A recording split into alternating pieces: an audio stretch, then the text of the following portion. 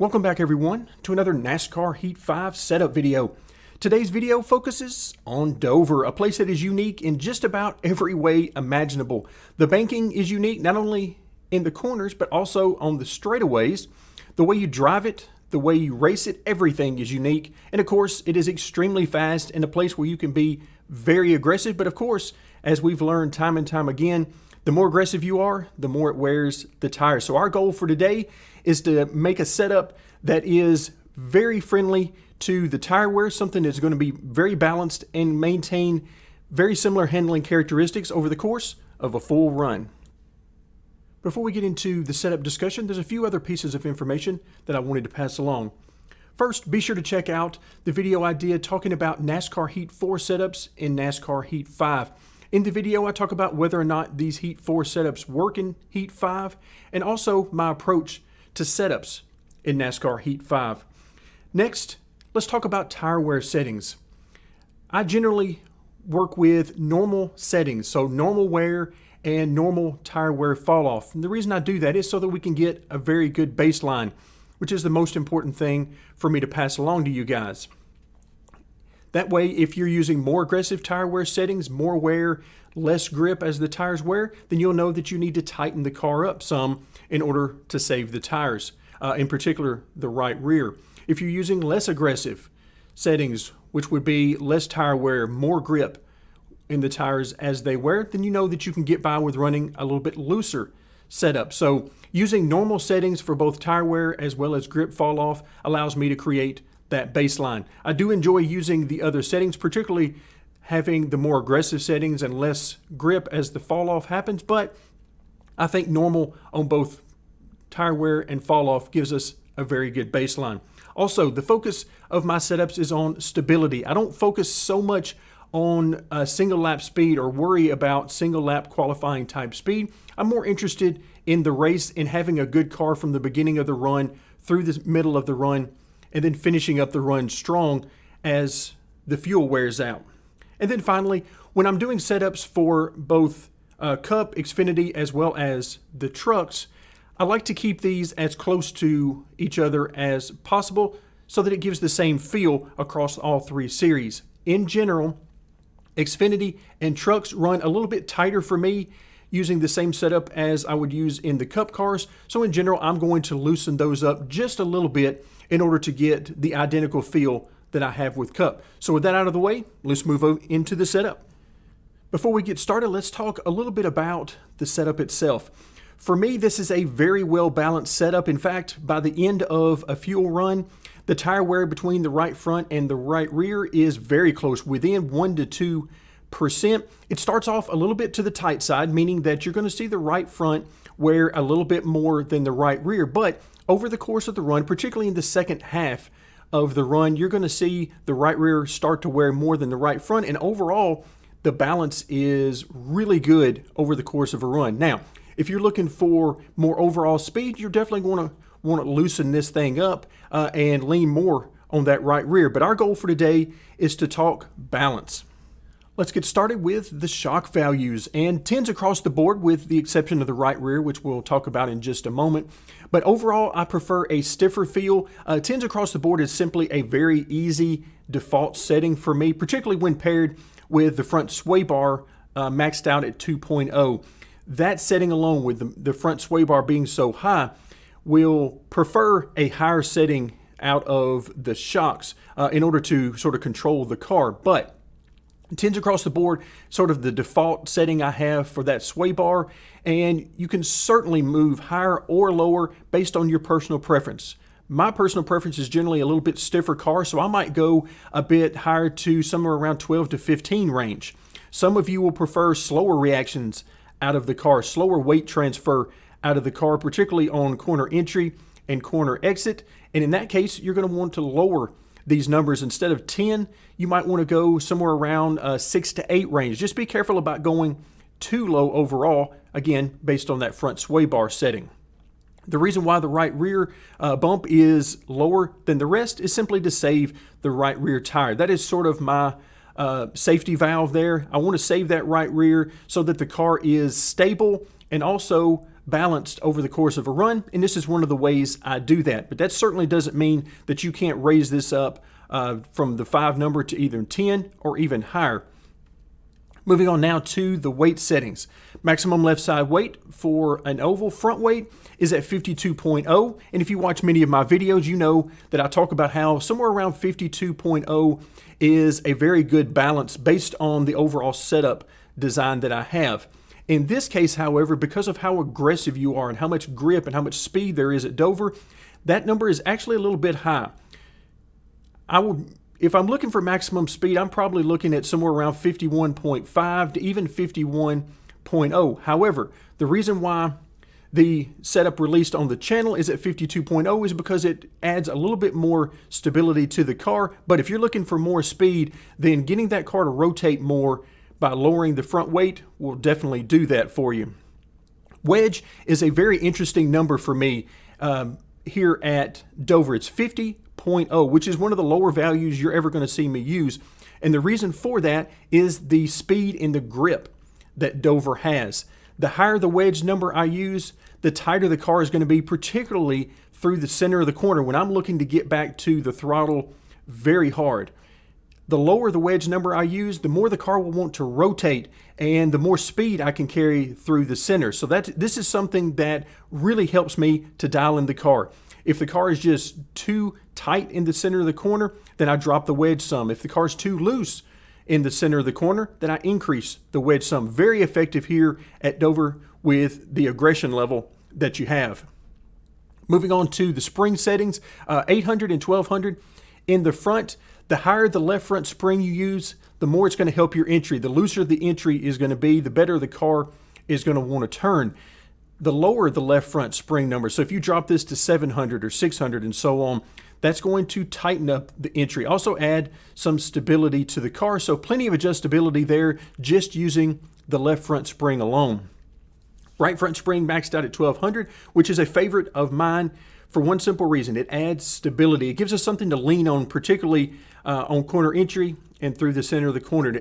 That stability allows us to be pretty aggressive with the car without getting it too terribly tight and wearing out that right front tire. So if you need a little bit help on the entry of the corner, then drop that right front spring to maybe 1150, 1100 and so on, and that will help free the car up and allow it to rotate better on corner entry and through the center. Moving on to the rear of the car, 500 and 600 in the rear springs, 100 pounds of rear spring split. Normally, I would use about 50. That's a good setting, but again, going back to that aggression, we are so aggressive at this track in the driving style, as well as so much speed and grip. So I need a little bit more rear spring split so that I can get the car to rotate when I get back to the gas, using only 50 pounds.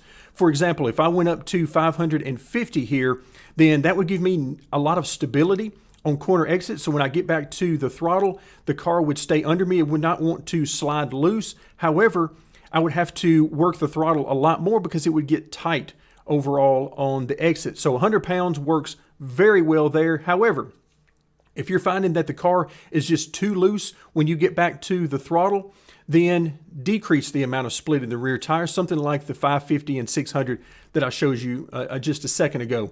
Moving on now to the tire settings, 19 and 20 on the lefts, 47 and 46 on the rights. At a place like this, I really like to use a little bit higher left rear pressure than left front. Just gives me a little bit of stability when I get back to the throttle.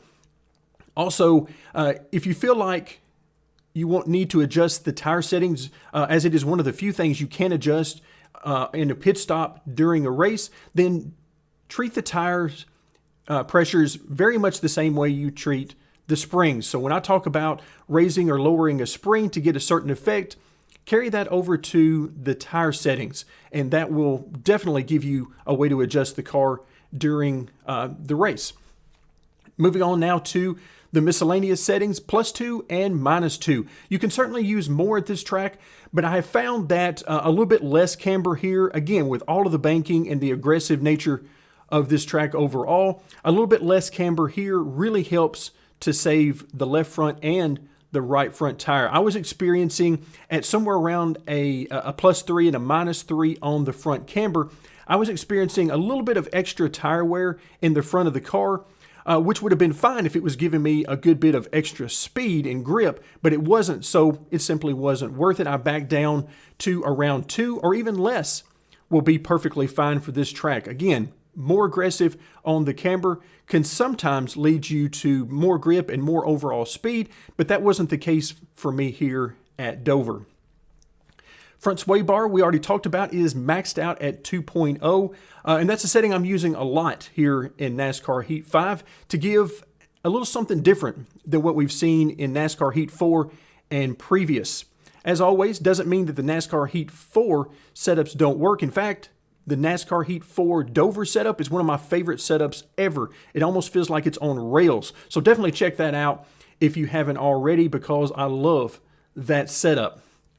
But the front sway bar at 2.0 adds a lot of stability, and it tightens up the car, gives us a very stable base to work from, and then I can use the rest of the setup, the springs, the shocks, wedge and front weight and so on, to adjust the car and get it to rotate as I would prefer. But that front sway bar maxed out gives us quite a bit of stability and a little bit quicker feel overall out of the car. However, if you feel like it's just too tight, the car is just too stiff, then try dropping this number 1 to 2 clicks, and that should have a very big effect on the car. Small changes to the front sway bar can have big effects on the track, so be very careful about adjusting there. Moving on now to the track bar. Left side at 13, right side at 14.5. Now, it is fairly normal for me to have the left side higher than the right side. However, at Dover, I was having no issue on corner entry, so I dropped that number a little bit to add some stability. And then on the right side, the higher the number on the right side, that really helps with corner exit. So again, the general rules of thumb is use the left side of the track bar to help with corner entry. If you need the car to turn better on corner entry, raise the left side track bar. If it's too loose, then drop the left side track bar.